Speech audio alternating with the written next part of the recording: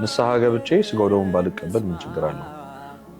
ይሄ እንግዲህ በአንድ ታሪክ ብቻ ልመልስ። አንድ ንጉስ እንግዲህ ቤትህ እመጣለሁ ነገ ጠብቀኝ ብሎ ቄጤማችንን ጎዝጉዘን ፍሪዳችንን አርደን ድግስ ደግሰን ቤቱን አጽዳርተን ሁሉ ስንጠብቀው በር ላይ ከመጣ በኋላ ግን አትግባ እንደማለት ነው። ምክንያቱም ሰው ንስሐ የሚገባው ስጋው ደሙ ለመቀበል የንስሐ ማሰሪያው የመጨረሻው ንጹህ የምንሆንበት እግዚአብሔር እንደተቀበለ እንደማረን የምናውቀው ስጋው ደሙ በመቀበላችን ነውና የንስሐ ነጥቡ ራሱ ስጋው ደሙ ለመቀበል ነው። ሰው አዲስ ልብስ ለመልበስ ገላውን ይታጠባል።